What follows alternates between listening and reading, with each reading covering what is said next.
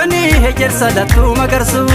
jilaa qaalluu fuulduraan qaxaa muranii fuuldura ulfaa dabarsu tolleef qeerroo leenjisii abbaa duulaa saglii waraana gadaa sirna keenya guddicha dilbiituu raagannee sanyiin wadaa bokkuu seeraa muka hundarraa muranii hegersa lattuu magarsu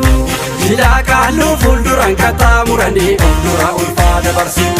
tolleef qeerroo leenjisii abbaa duulaa saglii waraana gadaa sirna keenya guddicha dilbiituu raagannee sanyiin wadaa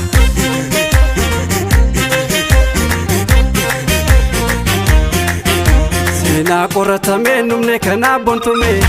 nan jiksituutti janglamee qabdume gadaan galtu malee sabni gadooni fayyu furmaata lallabuudha qaba jaarsa fayyu seenaa qoratamee numne kanaaf bontume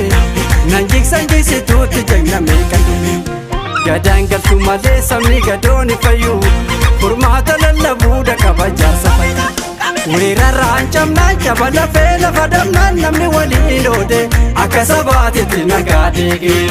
gadaadeeffannaa sirna ofii galmatumaa shanitti addaan qoode injifatee biyya ofii eege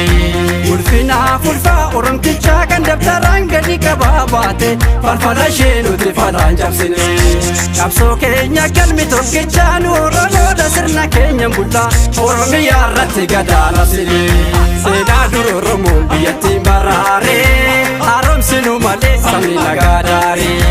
nagaan baduu badiiti ummataan kuulaa caffeetu mannaa koota jedhe baanduulaa seenaa dur oromoon biyyattiin baraaree haaromsinu malee sabni nagaa daaree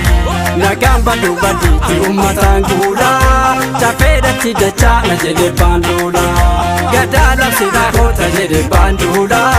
gadaa labsinaa koota jedhe baanduulaa gadaa labsinaa koota jedhe baanduulaa.